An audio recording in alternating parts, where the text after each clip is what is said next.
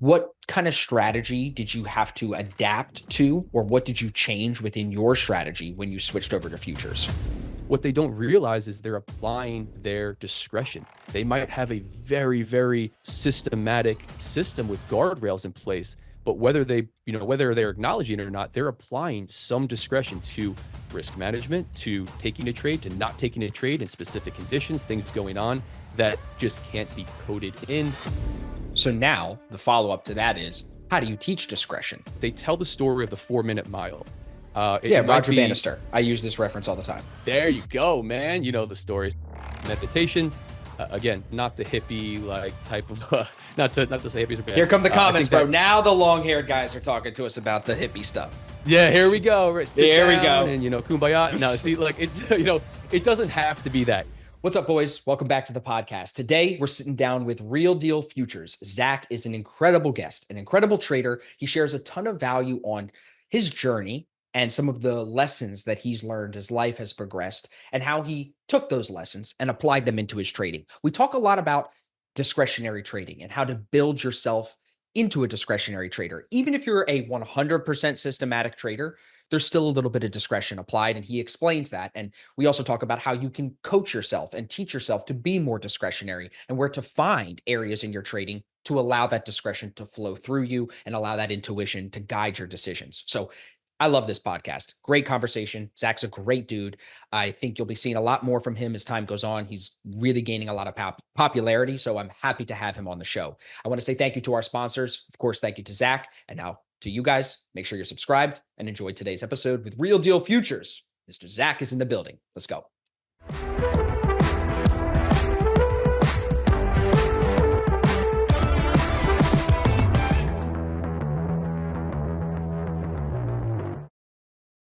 What's up, traders? Austin from the future. Really quick, I want to just thank our sponsor, Top One Trader. Now, a lot of you have transitioned from CFDs to futures, but I want to suggest that you don't do one or the other, you do both. And if you're looking for a reliable CFD firm, Top One Trader is your go-to. Now, they're based in the US, but more important than that, they actually are still paying traders out. If you go to their Instagram, you'll see last month they paid out over $100,000 to their profitable traders. So if you want to get funded with a CFD firm that is reliable and still paying traders out, and a firm that actually answers their customer support messages very quickly, and I have firsthand experience with that because I have a lot of people in our community that tell me how it's going with Top One, with any of our sponsors, and everyone is still very happy with the work coming from Top One. Just use the link here in the description to this video. I can save you a good little discount. You can help the channel here by supporting and using our affiliate link, and then you could be trading futures and CFDs at the same time, which I think is a no-brainer. So check out Top One. Thank you for being the sponsor. We appreciate Top One very much. And let's get back to the video. What's up, traders? Welcome back. We've got a special episode today. Real Deal Futures. Zach, I'm not going to try to say your last name, Zach. Zach is in the building. It's good to have you, brother. Awesome, man. Happy to be here. Thanks, Austin. Yeah, man. So I know the comments, like we said before we started the recording, bro, they're going to be crazy. They're going to be like, is Austin talking to his twin brother? Is Zach talking to his long lost brother? Everybody, just for the record, we may look similar. This might be the most handsome podcast we've ever done, but we are not related. And I'm really excited to share Zach's story today. We're going to talk about his background a little bit, how he got into futures. He has some cool little stories he already shared with me about motocross and his previous job. But Zach, why don't you take us back for a second? Just introduce yourself. I know you've been trading for about 5 years. How did you get into trading? I know you were working a kind of corporate style job. How did you find trading and what sucked you in? Yeah, so the intro is really my father-in-law. Thanks, Dad, for this one. About 2019, had been out of school for a few years, was doing okay for myself, and we started talking about stocks. Said, "Hey, it's time to open up investment brokerage. Time to get a Roth IRA rolling." So that was really the intro, right around that 2019. Caught the bug like everybody else does, or as some people do. Saw money happen quickly. Bought the first stock, watched it run up, and that was kind of the in. I quickly moved to crypto, saw volatility, heard a lot of guys talking about how much money they were making quick there. That was kind of my intro to technical analysis, starting to learn the charts, starting to really learn risk management, everything that goes into actual trading, not just investing. Losing money the whole time, bleeding money on anything that I was I was trading. No massive blowing up accounts. I had an understanding of risk management. Where I was in my life at that time, I didn't want to really run through a large amount of capital. So I kept the losses contained, but it was a slow bleed for about 2.5 years, I'd say. Somewhere in that 2020, 2021 mark, I decided if I wasn't going to trade on an unregulated crypto exchange, which I didn't want to do, it was very limited what I had in the US, could only buy, no leverage, all that type of stuff. Time to move to Forex, right? That was the intro there. And at that point, started getting really serious with it. I decided, hey, I don't want to lose money anymore. I really like what I'm doing. I love the charts. I love the markets. I want to get real serious about it, treat it like a business. So that's what I did. Still live trading for the most part with my own capital. Brought it back to demo for a little bit there, but really started to make some progress into that third year. Got some traction, moved from that slowly bleeding money consistently to starting to break even to starting to make a little bit of money. And at that point, kind of formulated a plan with my wife and said, hey, I want to make a run at this. I think I'm good at it. I like the challenge. I like the psychology piece of it. I love the charts. And that's what I did. Saved a whole lot of money. Dedicated every waking hour while I was working 10-hour days to charts, to learning, to reading, working with mentors. I would wake up in the middle of the night, about 1 o'clock, 2 o'clock Eastern, trade London, maybe study, maybe read a little bit, maybe catch a nap, work 10 hours, come back test, study, read. Not Grind, sustainable, bro. not right. My wife was not happy about me waking up in the middle Definitely of the night not.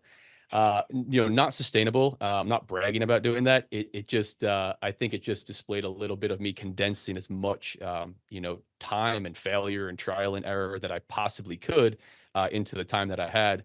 And yeah, 2023. So that worked well. Gained some traction. Was doing okay. 2023, as I was getting ready to leave, cut the corporate umbilical cord. I was heavy into Forex prop firms. I thought, hey man, this is great. I love the idea of leveraging other people's money. I like the idea of limiting downside risk, having access to even more capital. I'm fortunate enough to, be at that place in my life where I had access to, a large amount of capital for me to trade live, but I understood the risks associated with doing that, and limitations there. So was heavy into the Forex prop firm journey. And if you can imagine what happened there, got burned time and time again. Did that really all the way up until I was starting this, this mentoring, content creation piece of things here this year. And it was about that time where I was learning about futures. Saw a lot of guys swapping over from Forex. Understood, the trading side of it. Really started to learn the market, how everything functions, just different there. And came, really February, March was getting started with continuing right on the prop firm journey, right? I set my sights on that, want to get funded, want to be able to leverage other people's capital, make it happen this way. And that's where I've been at so far. So 2023, wrapped up really Forex the end of 2023 into this year, and been with Top Step. Really, I've tested another firm. Really liked what Top Step had to offer after being burned numerous times. Felt Top Step was very legitimate in comparison to anything that I had dealt with. And funded with 4 XFAs with them now. Still working on combines, still fine tuning the risk management, the approach, everything that goes into working these 50K accounts. Is kind of what I'm working on, becoming a 50K account specialist. And it's been awesome, man. It's been awesome. I love that. Great lay of the land. Couple of questions. Yeah. And Sure. I'm in the same boat as you with Top Step. We switched at basically the same time because all of us in the States had that issue with the Forex prop firms, which is now, resolved. Some of them have come back, and even our sponsor is one of the companies that is now accepting US clients again, which is good because I have a couple of guys, bro, and I'm sure you might as well, that are trading both. You know what I mean? They do both. So I don't think it is a one or the other, but a lot of us have switched to futures and are really, really loving it. But first, what was that first stock? Do you remember? I'm just curious. Apple.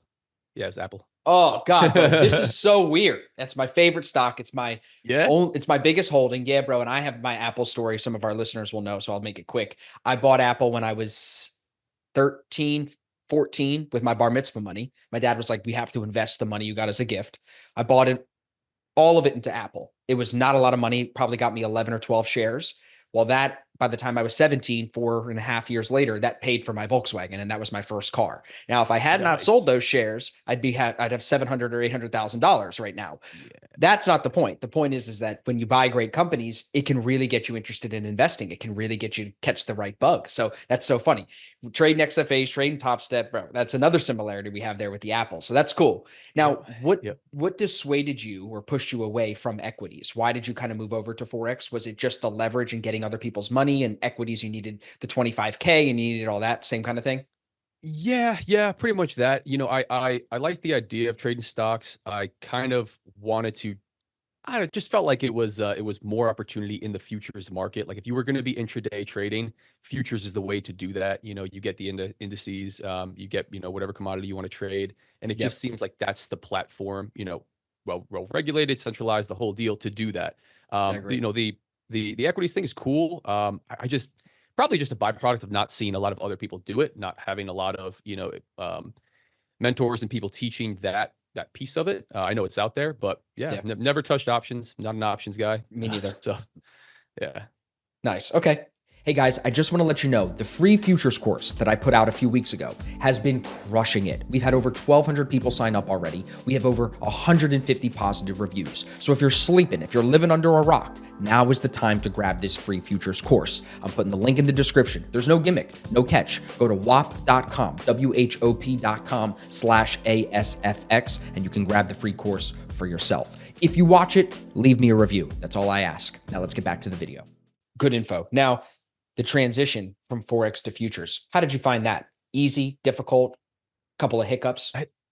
Yeah, I think I came into it a little overconfident, to be honest. Hmm, It wasn't super difficult. The understanding, ticks versus pips, just the basics, contracts, position sizing being different. Coming from trading CFDs with Forex prop firms, I had experience on US 30 and NAS 100, YM and NQ. I ended up on ES, another similarity there, but I think I came in a little overconfident in really understanding the nuances of specifically trading the US indices right around NYSE Open. Um, I was primarily a Forex swing type of a guy. That's kind of how I ended up. That's where I was doing well, a little bit higher time frames. Again, had experience on the US indices on lower time frames, but it wasn't it was my bread and butter. So that along with just a general platform change, like when I first came over, I was using Tradeovate.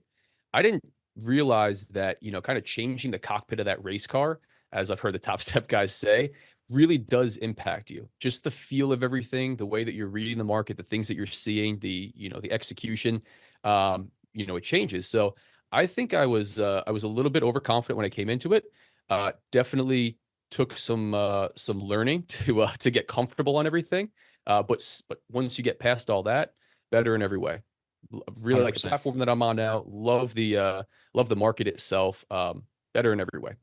Well, and like we were talking about before, you were telling me about your background with motocross, and I was talking about F1. The F1 steering wheels with all the buttons and stuff. I mean, talk about cockpit. It's like they move those buttons to be in certain positions near the guy's thumb for a reason, right? Like it can Yep. impact performance. So I think it's the same kind of thing. The platform definitely makes a difference.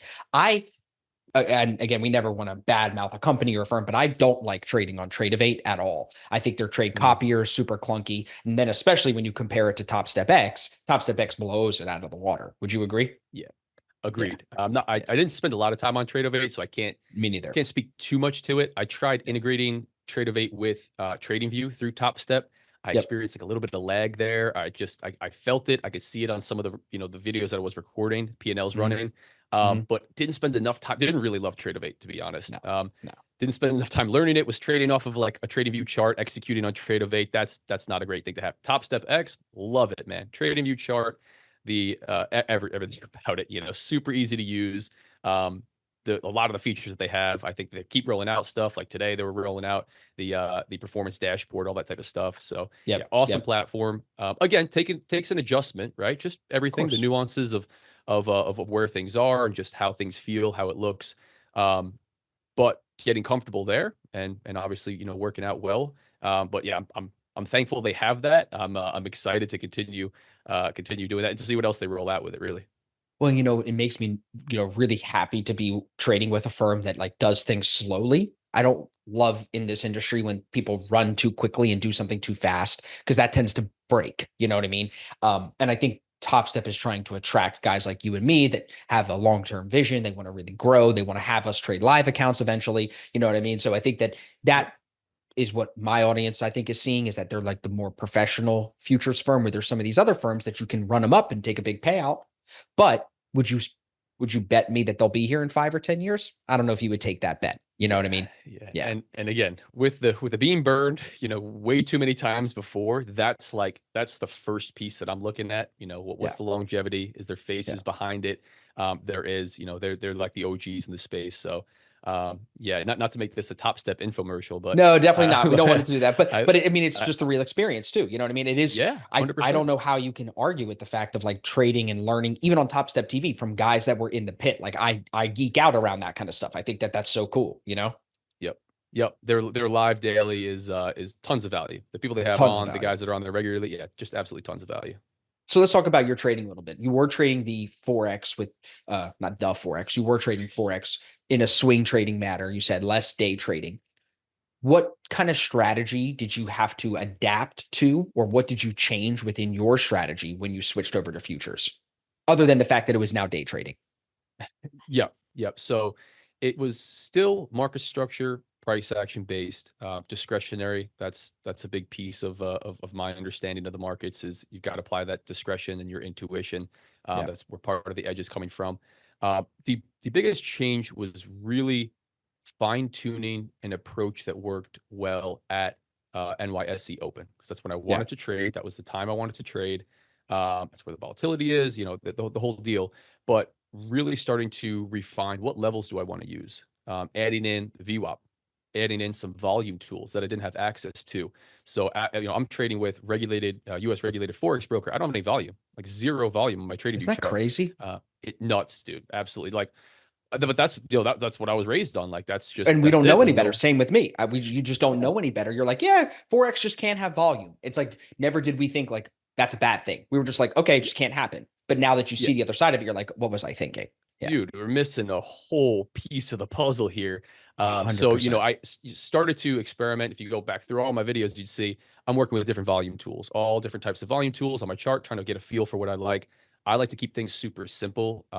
That was a big piece of me moving from consistently losing money to, getting traction, was really stripping my charts of everything, simplifying what I was using to trade with.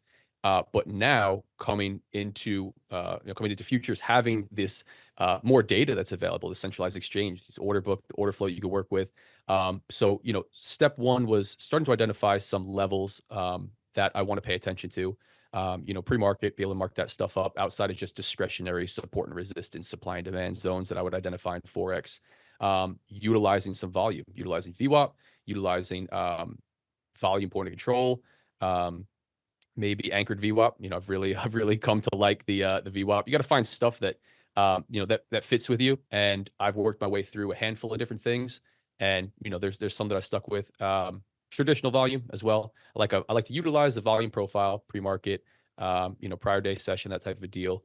And then I'll leave traditional volume, on the chart, and I'll work with VWAPs. That's pretty much it. And, Good information. I think when like the listeners hear this, what I want them to hear from what you just said, and I'm sure you'll agree with me, is you tried a lot of things. You didn't just sit on your hands or sit there with the same thing trying to fit the square into the round hole. You're like, let me try things until I find what I like. Do you know Anthony Crudelli? yes, another name. Okay. He's a guy you definitely got to follow. He's like an OG, was in the pits, the whole thing. He had a guy on his show, which is called the Futures Radio Show. And I've had Crudelli on the podcast before. I'm trying to get him on again. He's actually in Naples, like right in between you and me. And Nice. yeah, he's a really good golfer, really nice guy. And he had a guy on who I don't know him super well, but I was listening and I trust Crudelli. So I was listening to the episode and he said this really well. He was like, you got to know yourself. Are you a cowboy? Are you a quant? Are you a discretionary or are you a systematic? He's like, you have to trade a market that even plays into who you are. And I think what you just described is like trying a lot of different things helps you find what you don't like, which inevitably backs you into the corner of knowing what you should do. Right. Yep. 100% agree. that piece of experimenting with a whole bunch and kind of starting to recognize not only there's a lot of different ways we could do this, right? Everybody understands that, or should, in my humble opinion. You got to find what works for you, right? Like, what is your way of communicating with the markets? What's your personality? What's going to work for me might not work for other guys, and it's just finding things that fit your personality. Trading's hard enough as it is. If you're fighting against the system that you're using to trade the market that you're trading, it becomes near impossible. So I agree 100%. Experiment. Again, I'm a big fan of carefully choosing the tools you want to use, because I think there's only so much information we could process in these short time frames that we're trying to make educated trading decisions, and having an enormous amount can become confusing, especially for newer traders. But go through the process of experimenting with different tools. There's so much available. See what's out there, find out what you don't like, trial and error. Give it enough time, maybe not one day, that type of a deal, but work your way through and find the stuff that speaks to you, that helps you interact with the market, and positively affects the P&L, of course. So how much do you think your motocross experience, which I would say is a little bit riskier of a hobby than maybe chess, how much does that risk-taking appetite do you think spill over into your trading? And maybe what other aspects from your corporate career before do you see spilling over into your trading? Like, how did past life impact current life for Yeah. Zach? Yeah. Great question. I'd say of course, the risk-taking piece, just it obviously translates pretty well. That might be more of a personality thing. One of the biggest things I took away from racing, was the limiting belief, piece that we struggle with a lot. The psychology side, believe it or not, it's not wasn't the fun piece, the risk-taking. But I'll say that, I got a quick story there. Tell me. I was racing motocross for 20 years, every weekend, hardcore, with my father, who was a former racer himself, motorcycle mechanic, really good Awesome. equipment. Yeah, humble beginnings. Parents didn't have a ton of money, but always investing time and money into me doing this sport. Didn't win, never won a race, not in 20 years. Never even got lucky and had a couple guys crash in front of me. It was at the yeah. It's a true story. It was at the point where I was in college. I was, funding a little bit of it myself. I was racing, riding multiple times a week. I had friends that had tracks. I was getting really good. I couldn't break into winning a race. I couldn't win a moto for my life. I was right there. I felt I was fast enough, everything. Had the good equipment, coaching, nutrition, the whole thing. It wasn't until I remember the race that happened. It wasn't until I said to myself, "Hey, I'm tired of eating, dirt this entire time," because when you're riding behind somebody, you're getting pelted with rocks. It's no fun riding close behind first or second place. It's time. You're going to do this today. You're ready. Made the pass, won the race, and that's not the big piece of the story. What happened afterwards was, I couldn't explain it at the time. I could do a little bit better job explaining it now. I continued to win. And not only did I continue with it, I ran away with it. I would get the whole shot. You start on a gate. I was first to the corner, and then I would win. I won the next race, and ended up winning Wow. another dozen races after that. So I'll try to keep this as brief as possible. No, It no, no. It's wasn't, good. a, yeah, it wasn't. I can't remember what book it's from, but they tell the story of the 4 minute mile. Yeah, It might Roger be. Bannister. I use this reference all the time. There you go, man. You know the story. So can I tell it real quick? 'Cause it's So a great one. Go basically ahead. he thought nobody could run a 4 minute mile. Or he didn't believe that. Everyone else believed that. And he trained and trained and trained, finally breaks through. And then like after him, within a year, like 10 other people finally break That's through and it. run a 4 minute mile too. That's it. Nothing changed. The equipment didn't change. The conditions. He actually ran it in a wet with a. Yeah, there you go, man. Wet It's track, all like you cold said. conditions. They said it could never happen.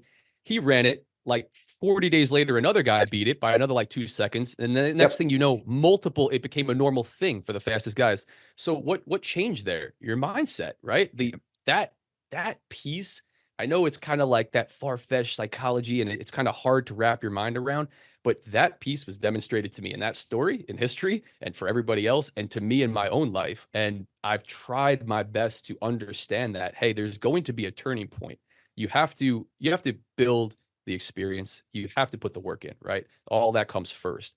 But there's a point where you have to believe that you can actually do what it is that you're setting out to try to do before you really do it. You got to have all of that evidence stacked up to show, hey, you are going to be able to trade profitably. You're going to be able to take these losses without, going on tilt. But you have to start to break through that piece and have that belief in yourself, that confidence, the desire to do it, the conviction, and that story, that piece, which was towards the end of my amateur, motocross career, stuck with me. That experience really stuck with me. So. What's up, everybody? I really appreciate you being here for this episode, for this video. But before we keep going, I have to let you know about ASFX TV. I just extended the free trial period to 7 days. So if you're interested in trading live with me and our team on ASFX TV, just use the link down below. It's probably flying in above my head. Check it out. It's a free trial. Like, what do you have to lose? And even after the free trial, it's only $10 a month. I think we all agree that the best way to learn how to trade, while courses and books are helpful, the best way to do it is to be with someone, sit next to someone who is more experienced than you, and watch them navigate the live market. That's what ASFX TV is. So if you're looking to shortcut your learning curve and you don't want to buy courses, you're done with all that video bullshit, and you just want to see someone making money, losing money in the live market, you want to see how a professional handles that, come to ASFX TV. You'll see after the 7-day free trial, it's a no-brainer. For $10 a month, you're going to cover that cost and some in the first couple of days of the trade calls that we give you. So come check it out. There's a link in the description, and hopefully I'll see you tomorrow morning in the live trading room. I'm glad that you asked about it. I wasn't prepared for that piece, but that's a big piece, That could be the nugget of the episode, at least so far, bro. That is so true. It's a great analogy. Like, you're eating the dirt behind this guy and you're just like, dude, fuck it, I'm making this fucking pass. And then you do it, and then every other race after that, it's like you've pumped to a new level. Like, the plateau is no longer there. We're at a different level. And I think as a trader, a lot of people probably will feel that in their experience, right? Like, at some point trading gets a little less stressful. You're like, I think I can actually do this now. You start to build some confidence. But I would guess most people in trading feel that when they're, okay, I'm making $100 a day, $100 a day, $100 a day. I got to push myself and size up a little bit more. I'm doing really well month over month. I know what my edge is. Let's push it a little bit more. Then they break through and they never look back at $100 days, right? Like, that's probably a really good comparison. I would agree. For me, it was really just the first initial, like, starting to come from breaking even, being able to break even to be able to make money. That belief, hey, you can start to do this. Just start. Yeah. And then 100%, I think it's scaling. I don't think that ever goes away. I don't think you have that experience like I did, and all of a sudden hey, I would love to say that. I don't think I think it's continually having that that experience, that breaking through that barrier, that mental barrier, whatever your limiting belief is. But yeah, I think it's a huge thing with scaling up. I think that's one of the major pieces, right? If your strategy is, working well, it's time, you have the evidence, you have the data to, to support you starting to scale up. That management of risk is another, another big piece. Like, here's an example from Tom Hogarth, and I'm sure you read the book, the walking on a tightrope. Like, you learn to walk on a tightrope while it's 2 inches off the ground. The risk is, you fall off and you step right back on. Nothing changes when you raise the tightrope up. But as you start to raise it up 10 feet, 100 feet, and then maybe into the middle of 2 skyscrapers, the whole game changes. Why can you walk across it while it's 2 inches off the ground all day? All of a sudden, it's 100 feet in the air. We got a problem. So I love giving that analogy to other guys. When I heard that 100%. One, I was like, that's solid. But yeah, it's just nothing changed. Technically nothing changed. Unless you're really sizing up, you got to worry about fills. But it's just the risk management side, and it's mental, It's all, I mean, you watch Michael Jordan, maybe a lot of our audience, I'm sure you might have seen that Netflix show they did about him. You watch Tiger Woods, you look at these guys they are outliers. They outperform in every aspect almost, right? Like, they win more championships. They go on streaks longer than any. There's nothing necessarily drastically different. I mean, especially if you look at Michael Jordan. Yes, he was fast. Yes, he was tall and strong. But he was not the strongest, the tallest, or the fastest. It's not like you have to be that number one. Someone has to warrant you as the number one, and then you can take that leap. You have to first think, I can pass this guy. I can pass him. Now, once you think it, now it becomes reality. So, I'm a big believer in the law of attraction. I believe in, what you think you can manifest in your reality. And I think as a trader, you have to be a little bit more positive than negative in your overall view of your life and your manifestation and what you want to grow for yourself in your future, which you need this fuel from events like that to say, no, I've done this before. Now I can apply that over here. I think often, like I got into trading when I was 19, haven't had a lot of success in life when you're 18, 19 years old. You know what I'm saying?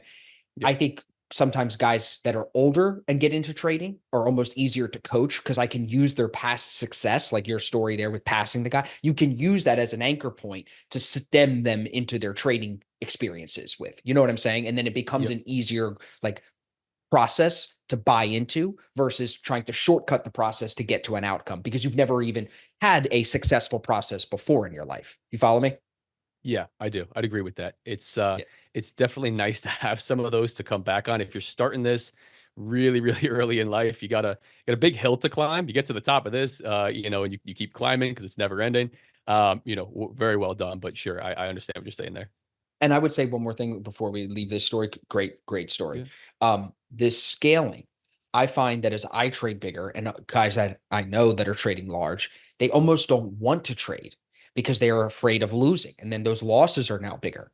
But that's at that point where you got to then go back to the original belief set and go back to Yep. this motivation and that fuel to say, if I didn't think I could be here, I would have never been here. Like if I didn't see this bigger Yep. size and this bigger account and this experience at some point, I would have never gotten here. Now I need to challenge myself almost and push my goals further, push my expectation almost a little higher, set a higher standard for yourself, which sometimes you start making money and you stop doing that. You get complacent. We know people like that. I'm Yep. sure you and our Yep. listeners know people like that. So I challenge everybody here that's listening. If you're this far in, you're 30 minutes into our episode today, you're going to probably stay through till the end.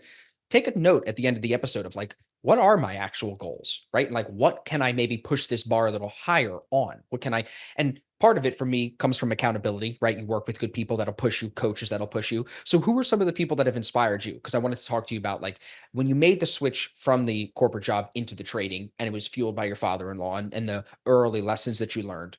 Who were some of the people you mentioned? Tom Hugard. Hopefully, our audience knows who that is. If you don't, you're living under a bridge and you need to wake up. But other than Tom, is there anybody else you could like share, like books, videos, references, mentors? Anybody else that comes to mind we could name drop? Yeah, I was heavy into. I got a handful of guys that I work with. I was heavy into books. I'm not a book guy, not a big reader, but was training endurance sports, training for marathons. Running quite a bit. I figured, hey, I'd run with audiobooks in, and I ran through books. So, uh, pretty much every big name. I don't have to run through a list. Every big name psychology book, which was what really started to tip the scales for me in the right direction. I soaked those up. Handful of other mindset books, and then some trading, more technical analysis stuff, naked Forex and stuff like that were making the cases for specific things. Um, Outside of that, definitely Tom Hogard, Mark Douglas for sure. Classic. Those guys, obviously, right? No problem. Um, I'd say as far as a mentor, the community that I was part of for longest was actually Nick Sean. I don't know if you know him, Forex guy, Bro, discretionary, super simple. He's got a bald head, beard now, he but knows me, bro. He and I know each other. We were connected back in the day for sure. That name is super familiar. I definitely know Nick, okay, and I'm sure if you okay. mention me to him, he'll know me. Gotcha. But yeah, he was definitely a big help. I stayed in his community really all the way into 2023, late in 2023, after I had gone full time. Um, was almost part of a shift, like, hey, I'm in here paying big money to be part of the community. I'm helping guys out. I was probably I'd say I think he'd agree, like top contributor there on the Zoom sessions, talking every day. I was trading full time at that point. But yeah, super helpful. Biggest takeaway with him, he's also hysterical. He's a funny guy. Talk about being like your authentic self and showing everything. Like he's hysterical, man. What I took away most from him was one, simplifying everything. Like take everything off your chart. You don't need all this BS. Stop with the indicators. Stop with all the nonsense. And then two was the discretionary, which I think he leans into more now. I've seen some of his stuff. The discretionary nature of trading and being able to put processes in place to allow you to utilize your discretion, your intuition, and your experience and gain an edge there. So yeah, that was helpful. Great community of guys too. Everybody keeping each other accountable. you know, sharing a lot of trades. He'd roast me in the Telegram with 60,000 people. Zach's, you know, closing trades early like a little girl. You know, like it was good. It was good. That's awesome. That's so funny, bro. It is a small world. I mean, there's like the trading niche is very small, and then I feel like it's divided by like the Lambo boys and then the normal traders like us. And Nick's a good guy. I mean, he's been building his brand for a long time. We've definitely talked on Instagram before. I don't know if we've ever spoken like this, but it's so funny. It's a small world. Yeah.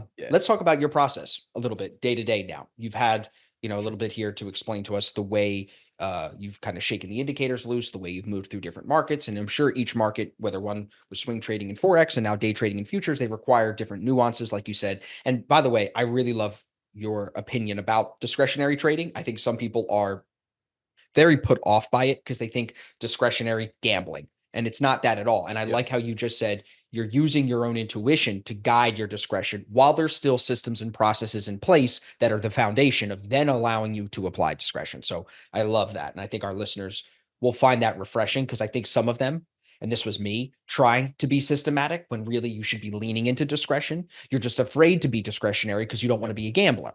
Well, the systems and processes that can still be put in place that don't have to be overcomplicated, like you said, that can be the foundation to build discretion off of. So let's talk about your process of how you kind of set yourself up for the day, how you're looking for trades, when you look to trade. Give us like the lay of the land like that. I assume you're not trading pre-market as much, right? You're probably trading New York stock market open till the end of the day, something like that. Correct. No pre-market. Essentially, I don't find jumping on too early and sitting there and watching pre-market helps me, but early enough to get my bearings, mark my chart up. Essentially, just want to identify some objective levels. You know, daily high and low, pre-market high and low that you know everybody can see on their chart. A couple discretionary levels. You know, just highs and lows, support, resistance. I use a couple of the terms interchangeably. Don't want to, you know, piss anybody off. I'm sure I'll get criticized there. You call them order blocks. You call them supply demand. You know, liquidity maybe a little bit different. I took a hot take on that on one of my recent reels talking about We'll come back to liquidity that. that you actually see in Bookmap. So I'm using Bookmap now. But yeah, you know, so I mark my chart up. I do start on higher time frames. I always kind of zoom out, take the higher time frame view. I try not to marry a bias because I don't find that helps me anymore. At any time that I was, I just was either missing trades or constantly fighting the market. So I try to understand where we are. Are we ripping to the other side like we are right now? You know, we consolidating day over day. We kind of got this, you know, expansion going on, downtrend. Understand where we are in that cycle on the higher time frames, 4 hour, you know, 1 hour, whatever it is, and then drop down to my low time frames. Get a feel for what's going on coming into 9:30 a.m. open. I try not to get involved within the first couple minutes. Sometimes I find myself doing it if I have a setup that's working out. But it's a fairly simple system. It's trading to and from and beyond levels on my chart. That's pretty much it. I'm using VWAP as a dynamic level. I'm using it maybe for some resistance. Same thing with anchored VWAP, telling me who's in control, buyers, sellers. Are we breaking through one of these? We staying below them, and really utilizing the levels that I've identified. My favorites: pre-market highs and lows, prior day high and low, and opening range, 15-minute opening range. You give me that stuff, I could work and make it happen. You add VWAP, add a little bit of volume. Prior day is volume point of control. I like that one on my chart as well. And like we were talking about, you know, I've experimented a lot more with volume and the tools. I'll probably continue to do so. Coming from Forex, where I didn't have any volume, into futures, where we have this reliable, you know, real volume. I think utilizing that has helped as well. But yeah, it's trading ES 1 minute chart. I was messing around with Dakota from Top Steps, 100 tick and 5 minute chart. I knew what the tick chart was. Not on TradingView, even the paid versions, as far as I'm aware. Started messing with that combo. Actually liked it, but not being able to back test and just kind of the giving up a lot of price action for market structure. It's really interesting. If you guys don't know what a tick chart is, I'd encourage you to go and look at it for anybody listening. But yeah, 1 minute chart. That's kind of the bread and butter that I found myself back on. So you and I are very similar in that way. Do you find yourself trading more long or more short? I'd love to say that I was a bull, but I'll tell you, if I look at my data, it shows short. And I know I'm not, you know, not a strong bear, but I think it's just a visual thing for whatever reason. Since the beginning, I've always been had less resistance holding shorts. It's being able to watch the market drop, and it's not for any damn good reason on the U.S. indices, because my data shows like stop hitting the sell button. But I struggle with that a little bit coming to ES, focusing exclusively on really the U.S. indices, some gold for like overnight stuff. I really have stopped myself from hitting that sell button as much as I possibly can. The There will market's be a going up, time long where America. right. You got to be long America, but there will be a time where we want to blast that short button. You know what I mean? The indices will take the stairs up and the escalator down. When we need 2% down days, if you don't click the short button those days, you're an idiot. You know what I'm saying? So you've got to be able to play. But I like what you said 2 comments back about the bias, right? A lot of times we'll read something on Twitter, someone you might trust, or you'll spend some time on a Sunday evening doing levels and setting yourself up for the week. And that can create a bias that ends up almost pulling away, I think, from the price action. It pulls you away from what price is telling you to do. Like you said, when you use a VWAP and you can see who's in control, buyers or sellers, what did the bias matter? It matters what that is, what it's doing at that moment, what's price saying at that moment. So I love all of that. And I think for the listeners, like there's no, like you said this at the beginning, there's no set solid right way. Zach and I trade very similarly, 15-minute opening range, key levels, VWAP, but he's leaning into more shorts. I'm leaning into more longs. There's value on both sides of it. Do you think it's hard to be long when there's no price action to the left for you to look at and be like, oh, that's the target? Is that the issue you think? I think that's what most people struggle with. It is. I've watched the market do that slow grind, and I've tried to really convince myself that will happen. You'll have these days you want to get long and just let it roll, but man, having just wide open space to the left with zero target outside of a round number or psychological level that we're gonna guess is tricky. You know Coming what I've been back doing? to, I'm go sorry, ahead. go ahead. No, you go. I was going to say, coming back to that comment with Bookmap, just starting to watch that. I'm really early in on it. Maybe being able to spot some liquidity in the market, some resting orders, and utilize that, if nothing else, has 100%. started to help. 100%. Yeah, I was just going to say, I think that the buzzwords around trading create bias too. And something that like people get afraid of is like when it hits a top, it's got to pull back. That it's got to pull back is a buzzword. That's it's one of them subjective terms. Like that's a big move. Try not to say that. I try not to use words that are subjective. I try to be very punctual, very factual, because what's big to you could be small to me. It's very vague. So I think when there's no data to the left, it gets very easy to see all the data underneath current price. And you could say, well, it's got to pull back to something down there. But then when what I was getting at was there's a couple of Twitter accounts I follow, which are these like CMT, the Chartered Market Technicians, I think is what the CMT designation stands for. These guys, like, they don't do opinions. They don't do news. They look at, okay, the last time we were up 12% on S&P in July, what did the rest of the year do? They pull the data. They look at the data. 2 years finished red. Well, that tells you we probably will finish this year higher. It's only happened twice, and one of them was 1987 that we actually finished the year lower or whatever it is. So I try to look at that data and use that data rather than the bias of the buzzword of like, yeah, it's got to pull back. Well, no shit, bro. It will pull back, but how much? Eventually. And can I make money? And eventually, right.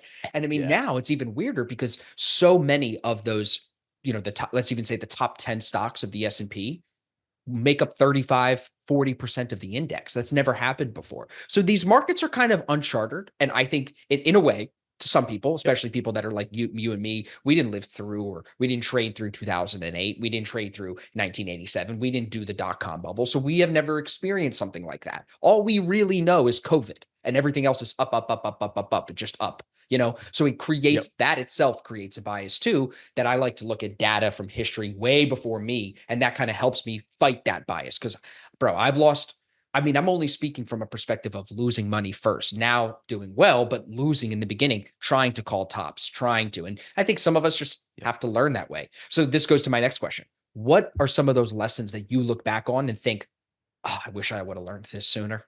I could have learned this so much faster. Is there anything that comes to mind? Yeah, I mean, you brought one up right there, trying to catch the low of the move, trying to catch the top of the move, having that supermarket mentality, really having to shift that mindset. I think that's a basic Supermarket, one. is that what you said? Because it's like trying to get a Supermarket deal. mentality. Yeah, because of the low price. I think I don't know if that's Hogard or somebody else, but I've heard that one, right? Like That's when you good. go to the store, you want to wait for the bread to be on sale and be a low price and get it. It's a good deal. It's not how the market works, man. Stop trying to buy low and sell high, buy high and sell higher. That shift, starting to trade. And if I look at my data even now, the trades I take that are clearly, because I'll take cheap trades. I'll take trades right off levels, really aggressive entry, not waiting for a lot of confirmation or, a candlestick type of anything. I'll take those. But the trades that I take with the momentum of price at that time, like we're pushing up right there, maybe we're through a level, maybe we're coming up to another level. Those are the solid trades. Those outweigh, on my data, the ones where I'm counter for what price is doing right there. So that's one piece. I'd say probably stopping to the inevitable search for the Holy Grail, looking for 100% rules-based system, objective that could be defined, adding indicators, trying to find the secret to trading, and slowly realizing there is none. It's you. You've got to work on your mind, work on your mindset. Experience 100% important. You need screen time. You have to be able to read the market. You have to be able to understand technical analysis and price action and market structure, all the fundamental pieces of technical analysis, not fundamentals. But past that, there's not a secret there. There's not some magic combination that you're going to find, at least in my humble opinion. If you do, let us know. We will take the If you information, but we do, haven't let me found it know. yet. Right. If you do, here, I'll give you this one. I went to Forex.com's meetup networking event in Miami. Sat down by myself, sat down with two guys that were PhD software developers, 20 years of coding EAs and bots in the Forex market. Wow. And like big money stuff, not $500 and we code a bot for you to trade gold. Like, we're going to come, we're going to do the research. We're going to apply this through a ton of different market conditions. We're going to come back with, how this works and all the adjustments and risk parameters and all that stuff that will be constantly adjusted. Here's their comments on objective rules-based strategies that can be coded into bots. Almost none of what they come across, even with talking to profitable traders that want to get their strategies coded into bots so they can kick back on the beach drinking margaritas, almost none of them work. Like 95, something around that percent do not work. And the comment was a lot of these guys make money in the markets consistently. That's why they're coming with their big money, 5 figures or so, to get this stuff coded. What they don't realize is they're applying their discretion. They might have a very, very systematic system with guardrails in place, but whether they're acknowledging it or not, they're applying some discretion to risk management, to taking a trade, to not taking a trade in specific conditions, things going on that just can't be coded in. They're not objective. They're not, they're subjective levels and things that you're using. So realizing that I couldn't come up with, which I spent a lot of time trying to do, this magic combination, this 100% rules-based strategy, having that realization, allowing myself to apply my discretion to really say, hey, okay, I'm going to build my experience, was really freeing. And I think a lot of traders early on, because you do have to have, don't get me wrong here, you do have to have strict risk management, right? You have to have a risk management plan. You got to know what your risk per trade is, what your cutoff level for the day is, max loss, understand, your win rate and your risk to reward, how that is going to translate to consecutive wins and losses and expectancy, all of these things. But if you step back and say, in order to make this happen, I'm going to have to apply at least a little bit of my experience in the markets, my interpretation of price action, my discernment of what's going on in the charts to my decision making, then maybe you start spending time on that in place of this never-ending search for the combination of what the settings of this indicator are on forexfactory.com. But that's what I would do for forever, man, never ending, and just bashing my head against the wall. Stuff would work great in back testing and just blow up live. So that was some key lessons that I learned, and that were some things that started to help me transition into not bleeding nonstop. It's really well said. So now the follow-up to that is, how do you teach discretion? It's difficult. Yeah. So it's definitely a piece that I tell, guys that I work with, my program, or my free community. A part of this is going to come from experience. what I feel can help accelerate that building of experience is first creating a system that acknowledges it, right? Have a process with guardrails in place, understanding of when you're going to trade, the trades you're going to look for, what your ideal setup looks like, the way that you can structure risk, but allow yourself that discretion. Write it into your trading plan. And then along with that, journal hard on everything that you did so you can start to understand what works and what doesn't. If you don't have, if you don't have hard pressed rule as to why you press the buy or sell button, you've got to articulate it in your journal, some way or another, if you want to have that feedback loop of what's working and what's not working. And along with that, recognizing that a lot of this comes with experience. A lot of it, can't be bought. It can be taught in the way that, again, pulling the guys away from that 100% objective rules-based, strategy, starting to understand what risk management rules should I have, what guardrails should I have in my trading that are acceptable, that allow me the flexibility to apply this, this discretion, this intuition that creates a little bit of this edge, and what's too far, what's too much flexibility where now we're back to gambling and we're trading on tilt and we're all over the place with risk management. So it's a fine line there. But yeah, the teaching of that, it's difficult. It's something that I recognize to people. I think it'd be a lot easier if I said, "Hey, man, I got the magic strategy. Give me however much money, and I'll tell you what it is. And you sell that. You run this in the markets, and you'll be fine." If that was the case, we code it. It would be easy. That's Done. not the case, at least in my humble Or opinion. Goldman would have bought it, or whoever at that point. If that was the Yeah, right. man, it's not out there. So how are traders able to make money consistently in the markets over long periods of time? It's applying some of that intuition, that discretion within reason, Within reason. So Yeah, because that line of trading and gambling, bro, there's not many lines in the world that are thinner than that. fine line, brother. Very line. fine line. But I mean, that's trading, right? Fine line between trading and gambling. There's professional trading, if you would call it that. There's a fine line between the right position size, too big, too small, right? Like a lot of fine lines, which I agree with you. I think it takes a lot of experience to learn that. It would be great for your community and for my community if we had a magic pill that was like, here's 10 years of trading experience, just shut up and swallow. But unfortunately, you have to love this business.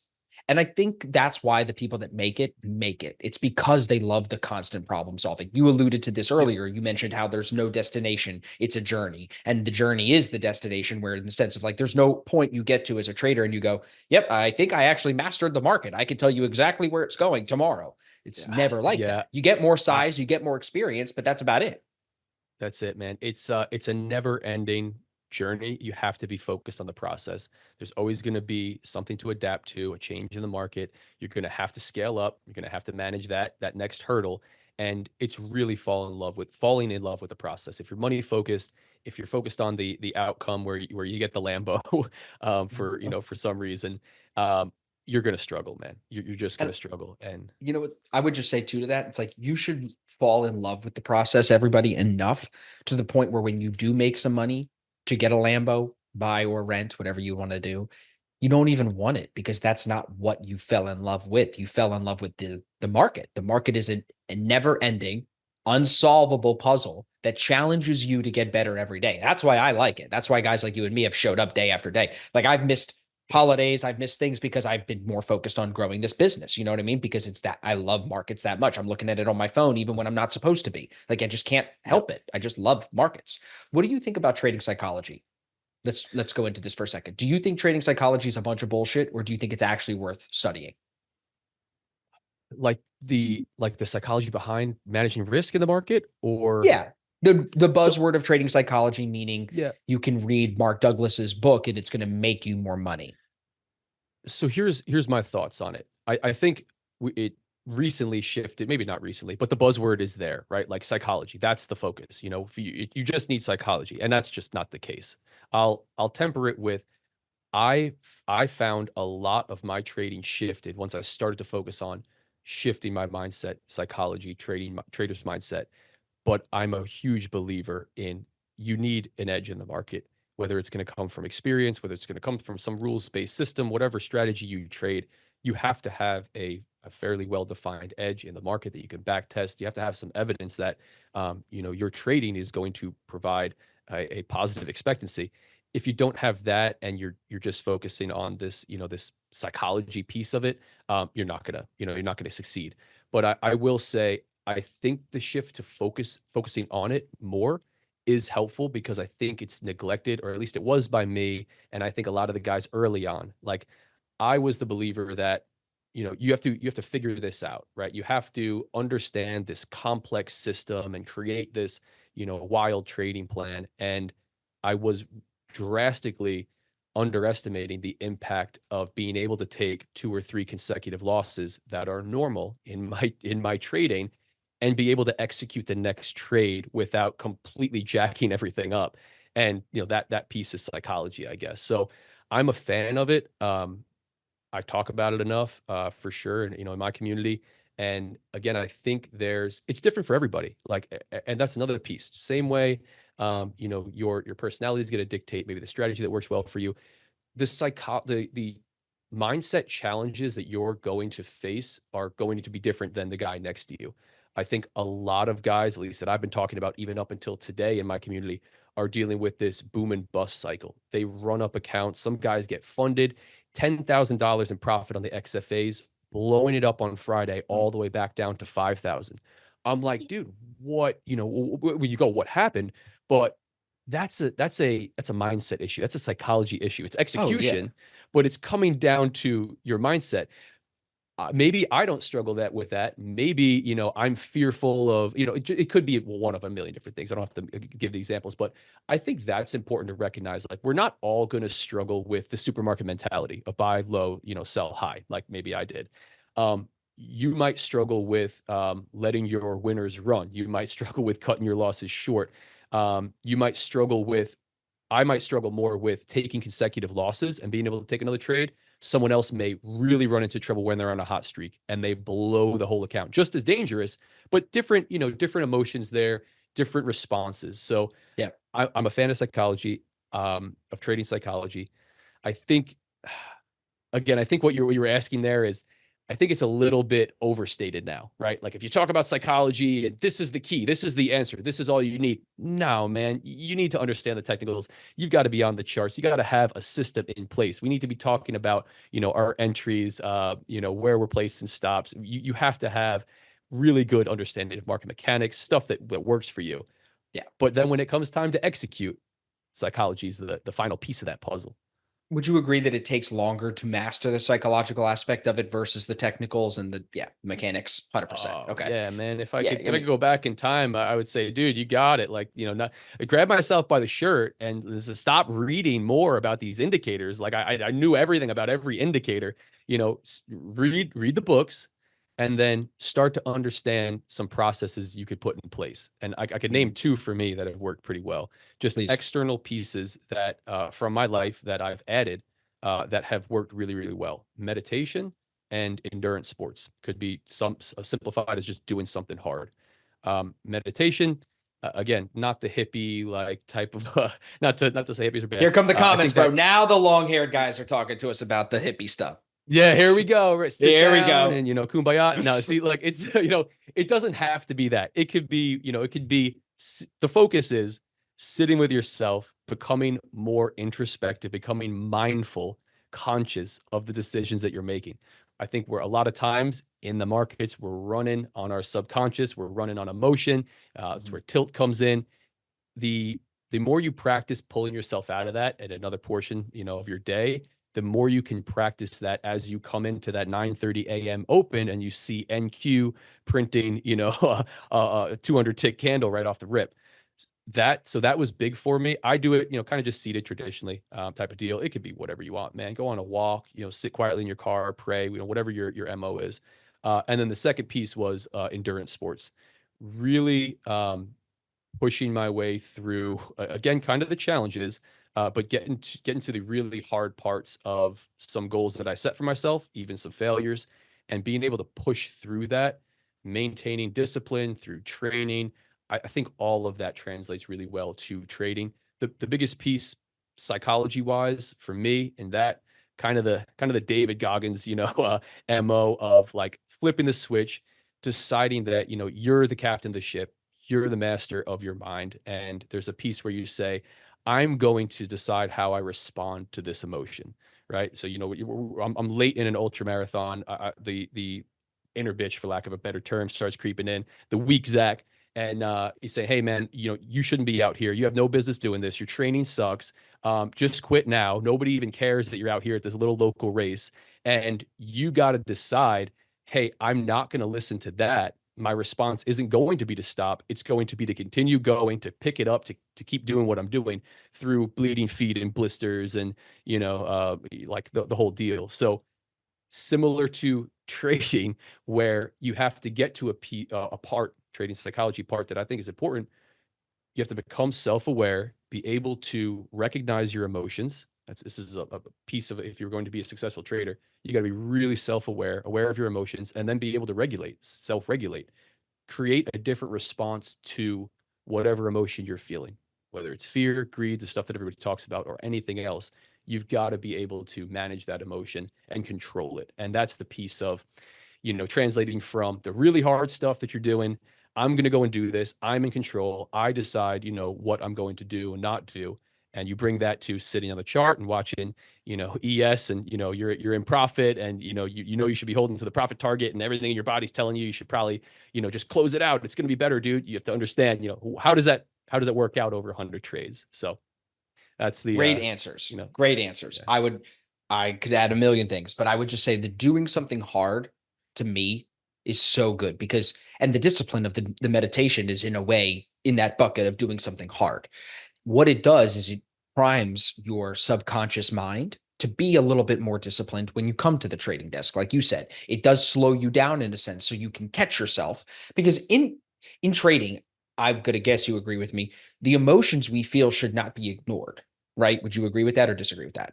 Agree. 100%. So then you and I are taught the same way. The emotions are triggers. You need to be self-aware of them, not necessarily to ignore them and shut them down. Just be aware of your eagerness, be aware of the right thing to do based on your process, and choose to be logical and act correctly, not emotional here. We can be emotional with our girls, can't be emotional with your trading, right? You got to be logical as much as we can.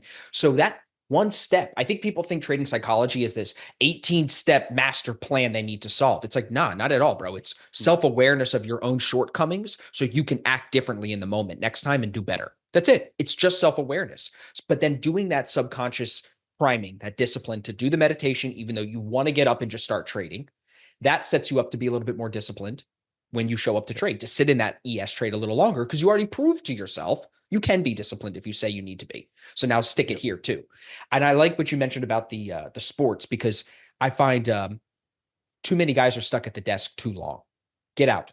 I tell people all the time, get, like, on a Friday, one of my really good guys, get a hobby, bro. I got this guy, Zach, just like you, uses very similar indicators that we were talking about, the point of control. Not that that's an indicator, but like session volume profile, stuff like that. Very similar to you. He's one of our power hour guys. He was in the Black Shirt Club with me, bro. Net 50K already this year. After funding challenge fees, he's up 50. So he's doing really, really well. And I tell him on Fridays, bro, you see a guy that's up 50K this year, still working his other job. He's transitioning out. He's trading power hour, the last hour of the day, on a Friday afternoon. I'm like literally in the group chat in front of what are you doing, man? I'm like, bro, get the fuck out of here and go skate. Just leave. Get out of here, please. Because what comes of that? Normally only bad. So it's like, you got to have, sometimes those externals to help you too. Yeah. I agree 100%. You have to have something that pulls you away. It doesn't have to be sports that I'm describing, but whatever it is, whatever hobby you like to do, fishing, whatever your thing is. 100%. One, just like you said, it pulls you away. You got something else to do. I think there's also a piece there that I hear a lot of guys talk about that I agree with. If you make trading your entire identity and your whole mood and self-worth is based on it being a red or a green day, you're not in a good place. You're not setting yourself up for success there. Yeah.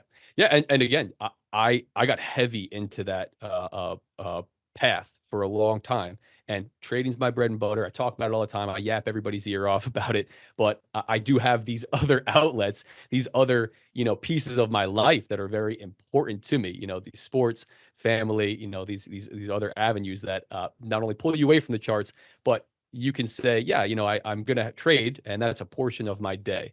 And, afterwards, I'm going to go and, focus on this hobby that I'm also looking at getting better at, or doing whatever you're doing. Do you know Tom Basso? No, I don't know that All right, name. so he ran I'll look him up. TrendStat. TrendStat was $300 million hedge fund, Forex and Okay. futures. He started that and he grew it to 15 million while he was still working his job as an engineer. He's a very smart guy. In the book, it's called Trend Following Mindset. It's Michael Covell, who interviewed Tom multiple times for Michael's podcast. They basically turned all these podcasts into a book.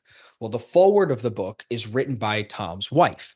And she explains how Tom has cooking classes, winemaking classes, salsa dancing classes. He's a member at 2 country clubs. He's learning how to speak some language. He sees himself as a Renaissance man, that he does multiple things. Back in the day, that was very normal. Like I'm saying like 100 years ago, like guys could do multiple things. It wasn't just, I am a lawyer. Like, you know what I mean? So why be, I am just a trader? Did anyone get into this business to just sit here and sit at screens and go around, I am trader? No, you're Zach. Yeah. You do a million things. You know, you want to have that type of a life. I think we get often, and everybody maybe listening can relate to this. We just get caught up, bro. I'm just trying to make it, bro. I'm just trying to make it. I'm just trying to make it. Well, it's like zoom out. What's the life you really want to build? And slow down. Often we run too fast and that delays that inevitable goal. A lot of people are closer, I think, than they realize. I mean, dude, I said you're new. You're not new, but you're relatively new. When as am I. I'm still not. I'm almost at my 10-year mark. There are guys that have been doing this way longer than us that we can look to, and like a lot of them say, you're closer than you realize, especially because you have so much information to learn from, like these podcasts, and you could buy a million courses. There's so much info. You're closer than you realize. So you should be thinking about setting up that life that you want to live, building that ideal lifestyle. And no one listening to this will ever say they want to trade 8 hours, 9 hours a day and not spend time with their family. You just go do a different job with a guaranteed salary. Why would you do this job where it's not guaranteed? That makes no sense. Agreed. Agreed 100%, man. Set it up based on a lot of guys, get into trading or look to trading for that freedom, for that flexibility. You don't have to be glued to a chart 12 hours a day or 24 hours a day trading Forex, 24/5. That's first off, it's a point of diminishing return. But 100%. have a life outside of trading. I think you have to fall in love with trading. You got to be enthusiastic about it. You're competing against other guys that love it, that want to be here like me and you every day. So if you're going to beat us in the markets, because that's kind of the game here, you got to like it. It's hard enough if you're doing it as I'm going to make money from it, but have identity outside of trading. 100%. Have hobbies, have things that you have a life outside of trading of who you are, rather than just my P&L's red today and I hate myself. And now I hate everyone else too. I'm going to go be an asshole to everybody. It's like, yeah, that's great, bro. Now your wife's going to be real happy. But dude, this has been a fantastic conversation. We could keep going, but I want to be respectful of your time. I definitely would love to do a couple things. One, I'm going to reach out to my guys at Top Step TV because I haven't seen you on there yet, and I think you'd be a great fit. So I'd love to introduce you to Tim over there. That would definitely be cool. I'd also love to invite you to ASFX TV to come do a live stream with me one day. If you're ever free, we can do it together. It's easy. I send you a link. We just hop on. You show me what you're looking at. I'll show you what I'm looking at. We're probably looking at the same thing sometimes. So it would be cool to just see your process. So we'd love to have you come on there. And then last thing I was going to say is I'm in Miami once a quarter or every other quarter to do podcasts. I'd love to do a part 2 on this where all of our listeners hit the comments with questions, as I always tell you guys to do. And then we'll do part 2 in person because I got a really cool studio. It's super affordable. It's really, really cool. So if you're down, we'll do a part 2. I'm down, brother. All 3 of them. Sign me up. I'm in. I appreciate you having me again. Thanks for having this platform. I think it's awesome. Thanks, man. Happy to be on. And I would love to continue it for sure. Where can everybody find you, Zach? I'm going to tag Instagram. Are you on Twitter yet? I've got it locked down, and I know you're a Twitter guy, so I'm probably going to get told to get on Twitter, but I don't have anything posted on there. Yeah, it's Real Deal Zach on Instagram, the one with the verified badge, because some scam ones now. I saw Same that. on Twitter. Real Deal Futures on YouTube, and yeah, man, free community. I put my MO is put everything out for free. My strategy, my risk management for these accounts. Very Gary V of you. Very Gary V of you. It's the right way to do it, bro. I'm the same way. You put the best out, they come back for more. That's typically what happens. Yep. Only thing I charge for is the one-on-one implementation side, working through the actual. And that's your time. So that's valuable. 100%. Can't do it all for free, but I try to put as much as I possibly can out for free. So that's check awesome. the YouTube, check Instagram. Yeah. And realdealfutures.com, right? Realdealfutures.com. Realdealfutures.com. That's the website. Cool. Awesome. All right, Zach, I appreciate you a lot, brother. Everybody, I'll make sure all the links that we just mentioned are down in the description. Make sure you're subscribed so you don't miss any of our future episodes here on the Day Trading Show. For now, we'll put a pin in it and we'll see you guys in part 2. Thank you, Zach. Thank you, audience. Everybody have a good rest of your day.